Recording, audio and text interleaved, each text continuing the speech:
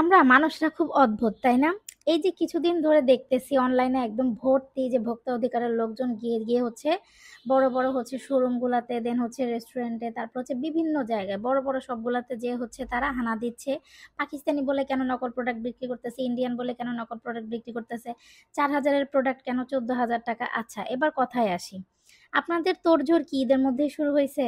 আর আপনারাও, আমি বুঝি না, আপনারা নর্মালি একটা সেন্সে বোঝেন ভাই, আমিও ভোক্তা আমিও ক্রেতা। কিন্তু আপনারা এই যে ভোক্তা অধিকারের লোকজন যায় কোথায়? আনজারা। আনজারা কি নিত্য প্রয়োজনীয় কোনো জিনিস? আপনারা যান কোথায়? পুমার শোরুমে। পুমার পুমার জুতা কি নিত্য প্রয়োজনীয় কোনো জিনিস? আপনারা যান কই? স্টাইল একোতে। স্টাইল একো ড্রেস 5,000 7,000 দিয়ে কিনতে হবে। কেন কিনতে হবে ভাই? এটা তো নিত্য প্রয়োজনীয় কোনো জিনিস না।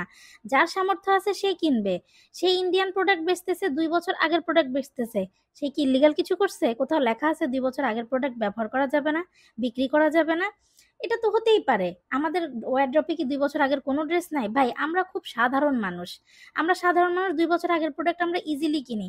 এখন কেউ যদি ইনটেক জিনিস নিয়ে এসে 2 বছর আগের জিনিস সেল করবে, এটা তো ক্ষতির কিছু নাই। আর আপনাদেরকে কেন দেখাবে?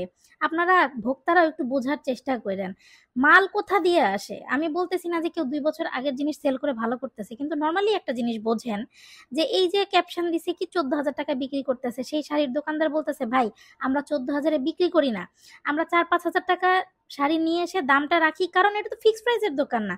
আমরাই তো যে, যখন আমাদেরকে 15,000 দাম বলে, আমরা তো যে 2,000 টাকা থেকে শুরু করি না? আমরা তো ভোক্তারা এমনই। সো আমাদেরও তো একটু বুঝতে হবে ভাই, তারা ব্যবসায়ী, তারা আলটিমেটলি, সেই লোক বারবার বলতেছে ভাই আমরা লাভ করি হচ্ছে 500-700 টাকা।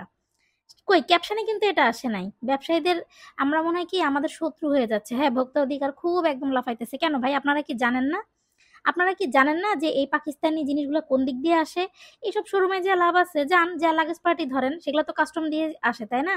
হয়তোবা আমি এই ভিডিওতে বলতেছি বা বলতে পারতেছি, সরাসরি হয়তোবা আমিও বলতে পারতাম না। যান কাস্টমসে যে ধরেন, যেসব শাড়ির দোকানদার বলতেছে এরা 500-700 টাকা লাভ করে, লাভে আলটিমেটলি তারা 500-700 টাকা লাভ করে, নাহলে তারা দোকান চালাইতে পারবে না। এখন আপনারা কি চান যে ব্যবসায়ীরা এসব কাপড় বেচা বন্ধ করে দেখ? ভাই, দুই পাশেরই সমস্যা আছে। যারা অসাধু ব্যবসায়ী অরিজিনালি তাদেরকে যে ধরেন, যারা হচ্ছে খাবারে 2 নাম্বারই করতেছে, যারা আমাদের নিত্য প্রয়োজনীয় জিনিসে 2 নাম্বারই করতেছে। ভাই, আনজারার যারা মা পরা তো আমার নিত্য প্রয়োজনীয় জিনিস না। একটা মধ্যবিত্ত পরিবারে 3 থেকে 5 হাজার টাকার ড্রেস কিনলে এনাফ। তার তো আনজারার 25,000 10,000 15,000 টাকার ড্রেস কেনার দরকার নাই। নিত্য প্রয়োজনীয় জিনিসের দাম কমান, ক্ষমতা থাকলে সেটা ঠেকান। ক্ষমতা থাকলে লাগেজ পার্টির মাল ঠেকান। কাস্টমস দিয়েই তো ঢুকে, আকাশ দিয়ে উড়ে উড়ে তো ঢুকে না। আর এসব ব্যবসায়ীরা যেও হচ্ছে কাপড় ঢুকায় না ভাই। যেসব ব্যবসায়ীরা যায় ওরা হচ্ছে মাল কিনে নিয়ে আসে, রিসিপ্ট দেখালেও আপনারা কথা শুনেন না, কোনো কিছুতেই কথা শুনেন না। আর আমরা ভোক্তারাও ভাই, এতটুকু সেন্স নিয়ে আমার মনে হয় সবারই চলা উচিত। এইসব কাজ হচ্ছে আপনার উপর লেভেল থেকেই হয়, হয়তো সরকার টাকার প্রেসার দিছে। সেদিনও শুনলাম নিউ মার্কেটে কেউ টাকা দেয় নাই, পুলিশটা খুব খেপা। তো বিষয়গুলো আসলে মানুষ আমরা অনেকে অনেক কিছু বুঝি, যারা বোঝেন না তাদের উদ্দেশ্যে বললাম। উপর লেভেল থেকে আসছে টাকার প্রেসার, টাকা তুলতে এখন দাও ব্যবসায়ীদের হানা। আর ঈদের মধ্যে তো এটার একদম উত্তম সুযোগ। যাই হোক, বুঝলে বুঝপাতা, না বুঝলে তেজপাতা। আমার মনে হয় ভোক্তা হিসেবে আমাদেরও সবকিছু একটু বোঝা উচিত। আল্লাহ সবাইকেই হেদায়েত দান করুক।